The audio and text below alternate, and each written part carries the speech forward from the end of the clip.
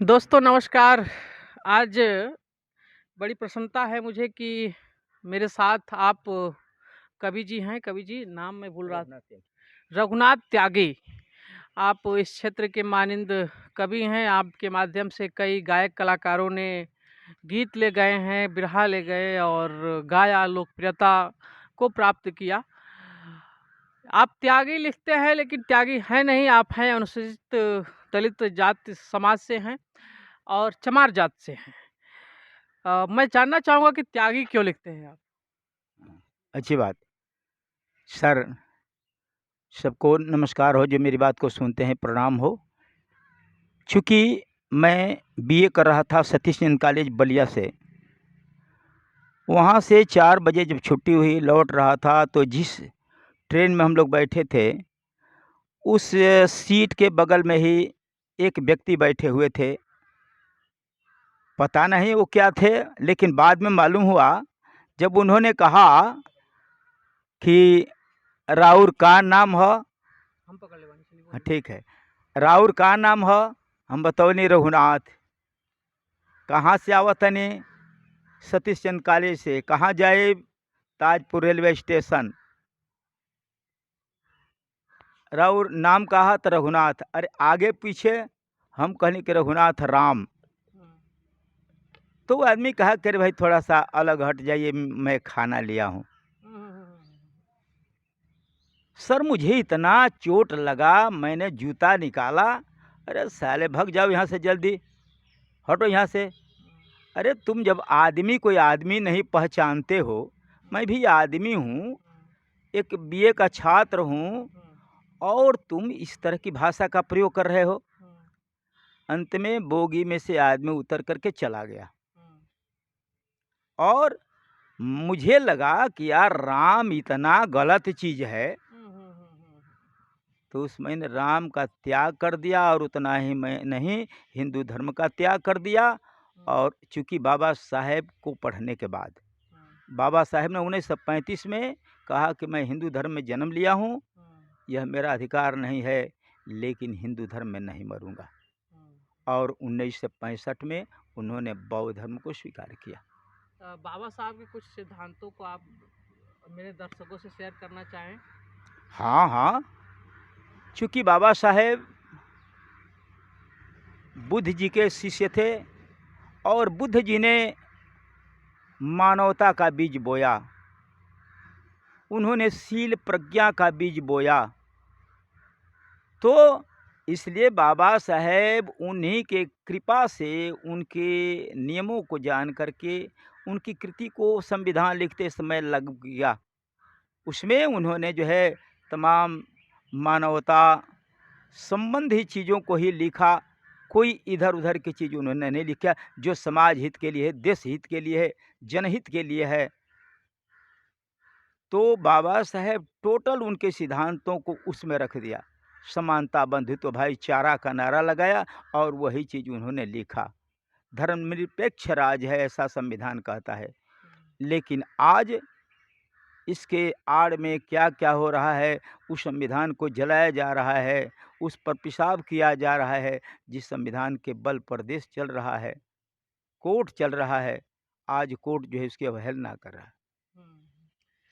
अ, ये बताइए गुरुजी, जब आप के साथ एक छुआछूत का जो छोटा-सा कांड हुआ और आपने राम शब्द को अपने नाम से हटा दिया, तो त्यागी जोड़ लिया। जी, तो त्यागी ही क्यों जोड़ लिया? इसलिए कि मैंने राम नाम का त्याग किया। ओह! दूसरी चीज़ कि बाबा साहेब के सिद्धांत के अनुसार शराब, मांस, मदिरा, कोई देवी देवता, भगवान, ब्रह्मा, विष्णु, किसी चीज़ को मैं मानता नहीं हूँ। मैं इनको मानता नहीं हूँ, तो इसलिए जो सारी चीज़ों का मैंने त्याग किया है, इसलिए त्यागी रखा। मैंने अपना नाम त्यागी रखा। हाँ, इस चीज़ों को, इस बारे में आप त्यागी उपनाम रखने के पीछे का राज में जानकर मुझे अच्छा लगा। मेरे प्रश्न इससे जुड़ा हुआ सारे उत्तर मिल गए मुझे, और मैं स्वयं भी हैरत में हूँ कि राम के नाम पर आंदोलन करने वाले लोग, राम को पूजने वाले लोग अपने नाम में राम शब्द का प्रयोग नहीं करते हैं। उनके लिए जान देने के लिए उतावले होते हैं और सदैव तत्पर रहते हैं, लेकिन अपने नाम में, अपने बच्चों के नाम में राम शब्द का प्रयोग नहीं करते हैं। भारत में रहते हैं, भारतीय शब्द का प्रयोग नहीं करते हैं, और प्रयोग जो करते हैं उनको हीन भावना से देखते हैं।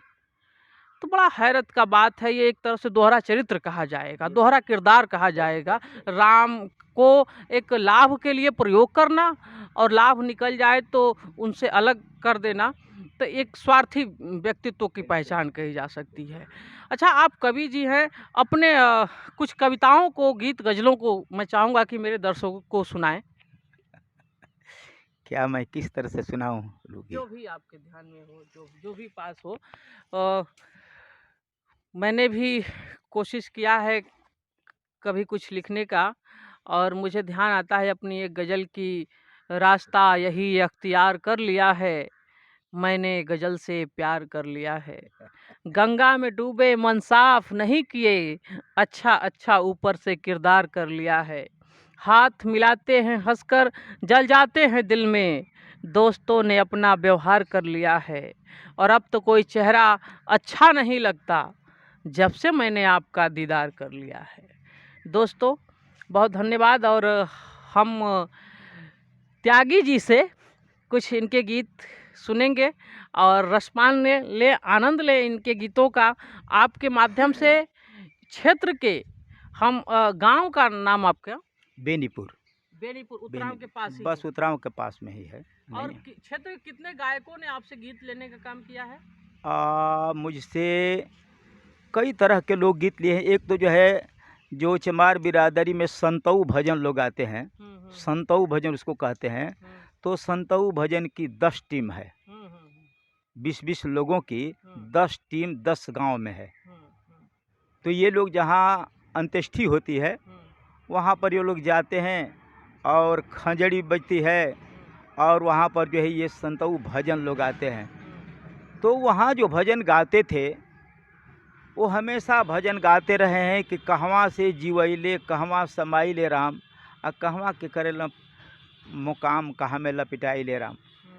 तो मैंने इस भजन को सुना, और सुनने के बाद मुझे लगा कि ये लोग जो है दिशा विहीन हैं, इनको पता नहीं है। अरे कहाँ से जीव आया, कौन क्या है, कोई संत ऋषि महर्षि तमाम आए और खोजते चले गए, उनका पता नहीं चला, उस चीज़ का पता नहीं चला।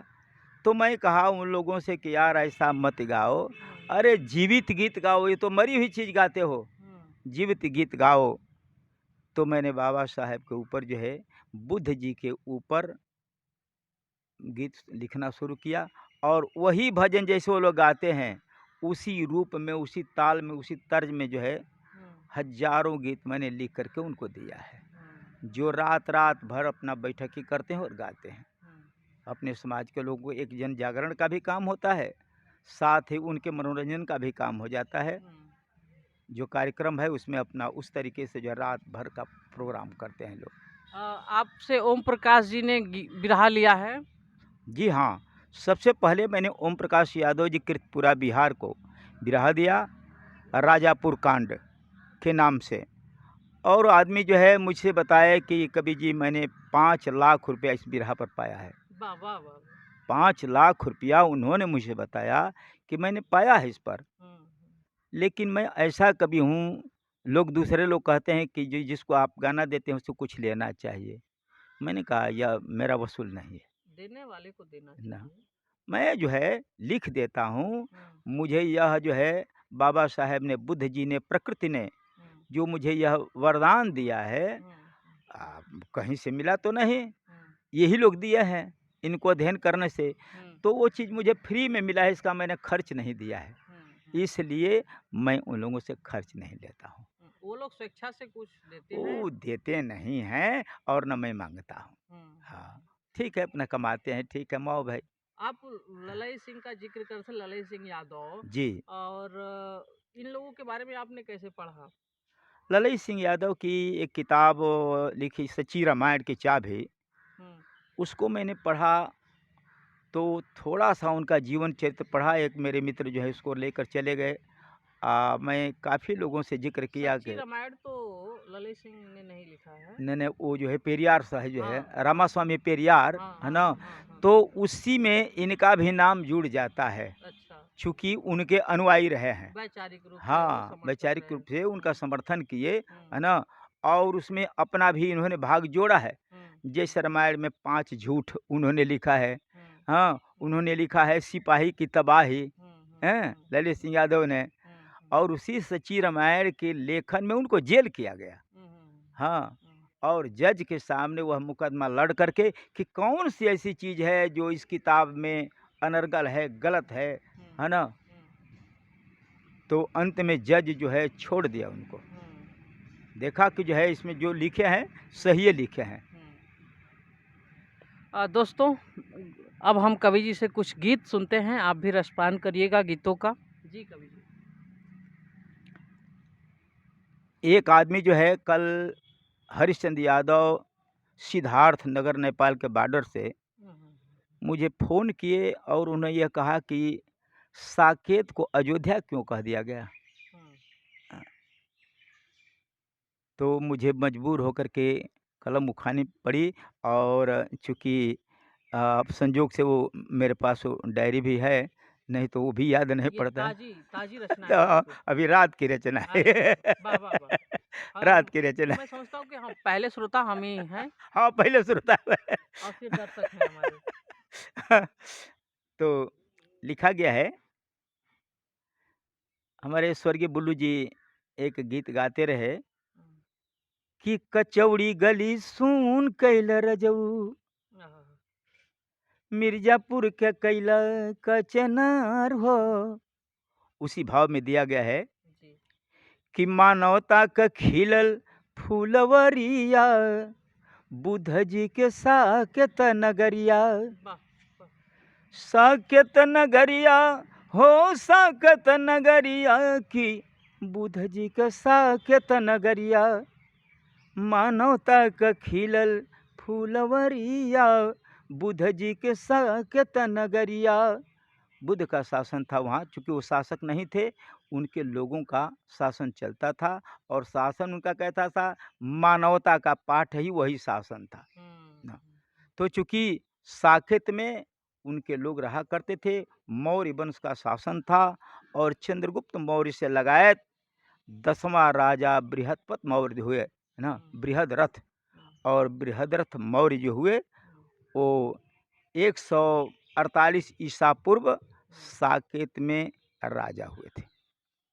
उसी समय से चल रहा है यह कि मौर्य वंशी शासन रहे, जनता आबाद हो, शांति का जीवन नहीं केहू में विवाद हो। कि बुद्ध जी का साकेत नगरिया, वाह! प्रज्ञाशील की रहली हुनरिया, बुद्ध जी का साकेत नगरिया, मौर्य बस्ती 10वां राजा बृहद्रथ ससनवा, 148 ईसा पूर्व का बयानवा, की बुद्ध जी का साकेत नगरिया, पुष्य मित्र आइल बनी भिखरिया। हुँ, हुँ, हुँ, जब बृहद्रथ का शासन था, पुष्य मित्र शुंग जो पतंजलि का चेला था, हुँ, यह आया और भिखारी बनकर आया, भीख मांगने लगा। भीख मांगते मांगते फिर जो है राजा को ऐसे बृहद्रथ को मुग्ध कर लिया। कहा कि मैं सर खाना भी बनाना जानता हूँ। तो खाना बनाने लगा, और खाना बनाते बनाते सेना के लोगों से भी मिलने लगा।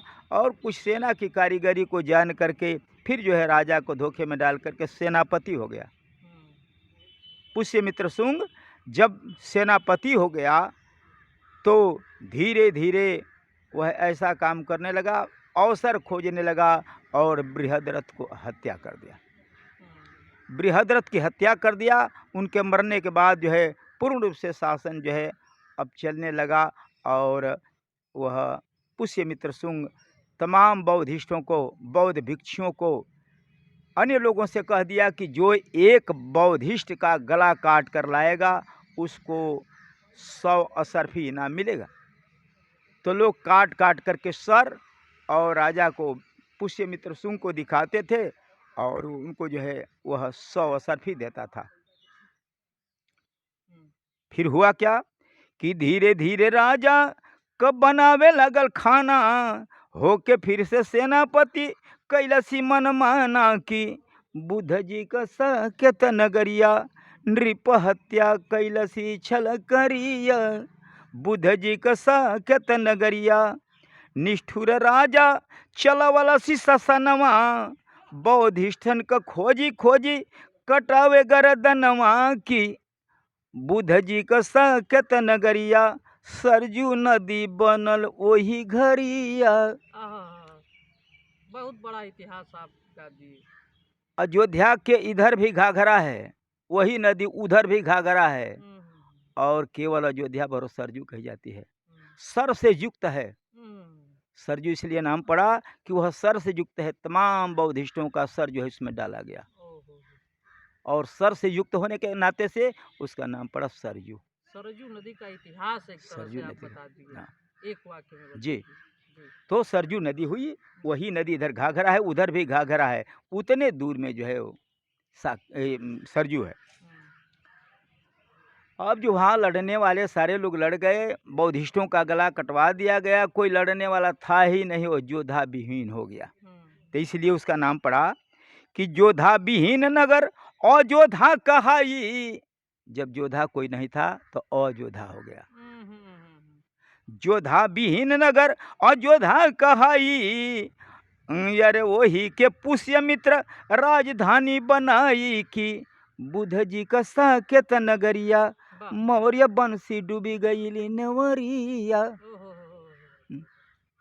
अब जो है उसी को इन्होंने अयोध्या कहा और उसको अपनी राजधानी बनाया, और वहाँ पर यह राज करने लगा है पुष्यमित्र शुंग, और तमाम मौर्य वंश का ही नहीं, पूरा जो है बुद्ध का नस नाबूद हो गया।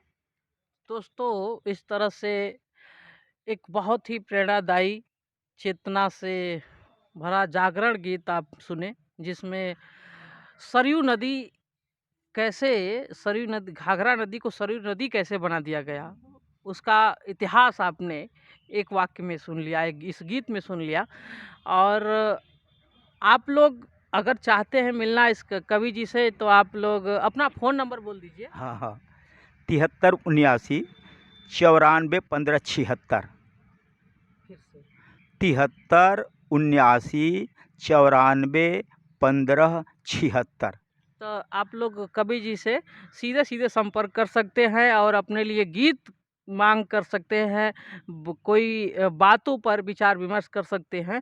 अच्छा, भोजपुरी गज़ल में भी आप लिखते हैं कुछ, मैं आप बताइएगा ये गज़ल किसकी है?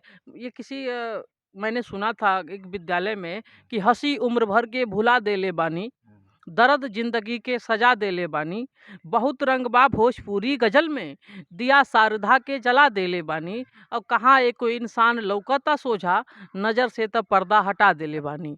इस गजल किसकी लिखी हुई है? असल में गजल की दुनिया में मैं गया नहीं हूँ। अच्छा। हाँ, कुछ जो गजल हम लोग बिरहा में लिखा करते थे, तो वो किसी की सुनी सुनाई गजल है ना, अब उस गजल का ही 2 कॉपी हम लोग बिरहा में कर दिया जी, उसी करते को थे। अगर सुना दे तो खुशी जैसे होगी। एक उसको मैं सुनाऊँ, एक है जैसे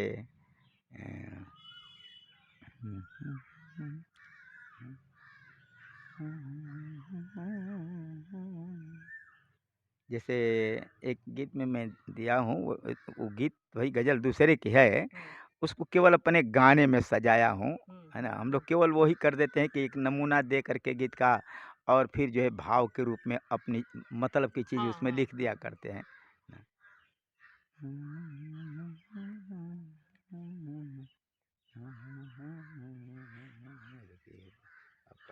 क्योंकि याद नहीं ना रहता।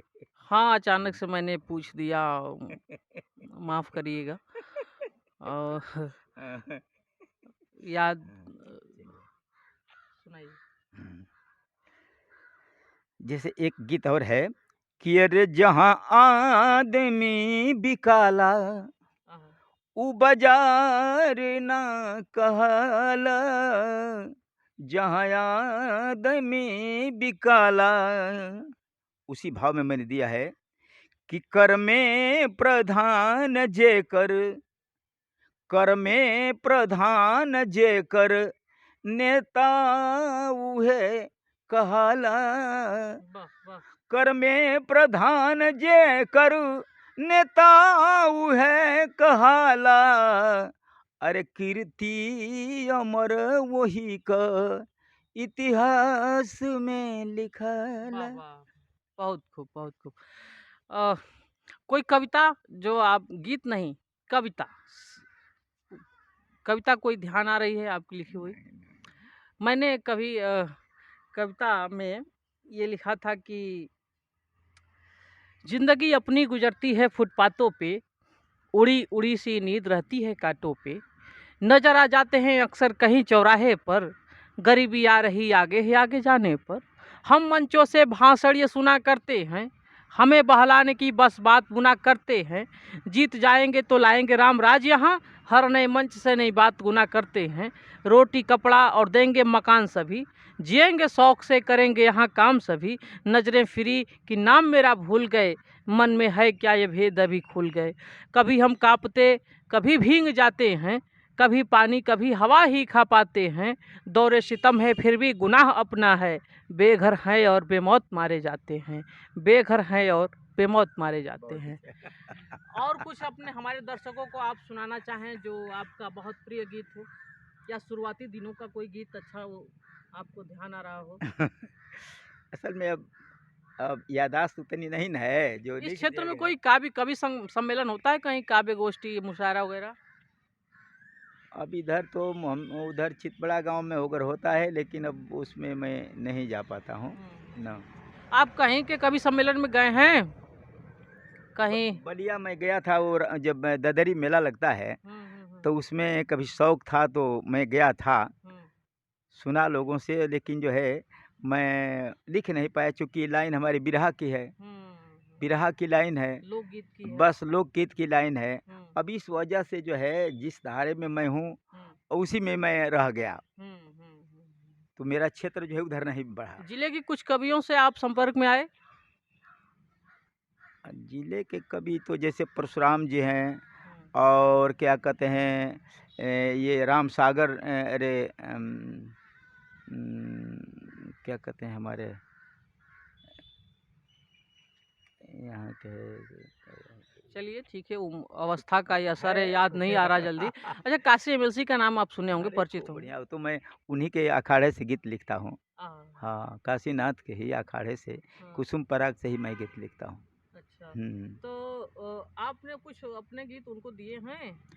चूँकि मैं जो जिस समय वो गाते थे हम्म, मैं भी गाता था, अच्छा। और मैं भी आरक्षण का गवैया था, वो भी आरक्षण के गवैया थे। हम्म, हमारा उनका प्रोग्राम सासाराम में था, हम्म, 2 अक्टूबर का समय था, हम्म, और जो है ठीक उसी समय जो है कांशी राम उनको एमएलसी बनाने के लिए लखनऊ बुला लिए।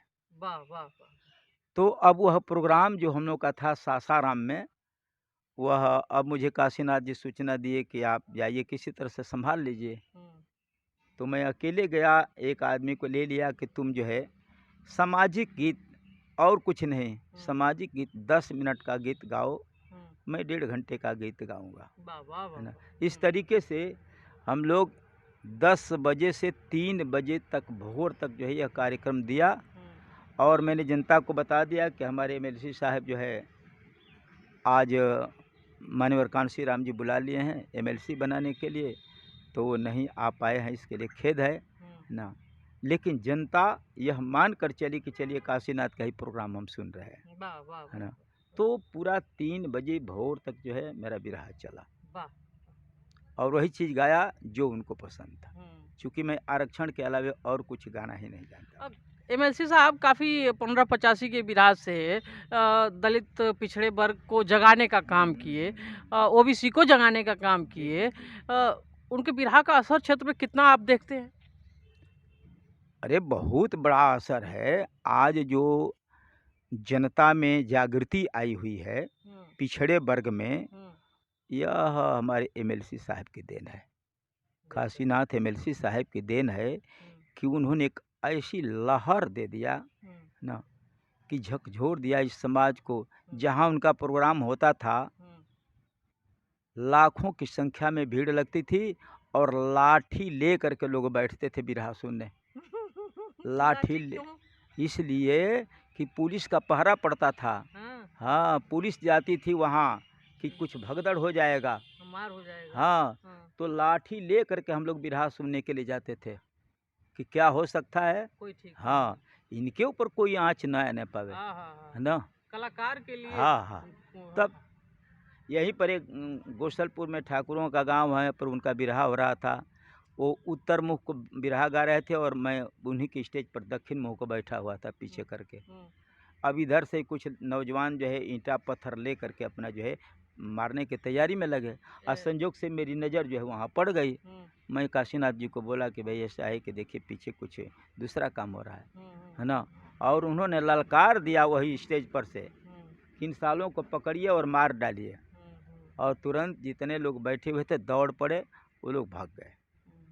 तो दोस्तों, एक जागरण गीत गाने वाला, जो जगाने वाला व्यक्ति है और लोक का प्रिय गायक, जिस उसके गीतों से कुछ लोग अराजक तत्व कह सकते हैं, जो लोग इतने गुस्से हुए कि उस पर हमला किए।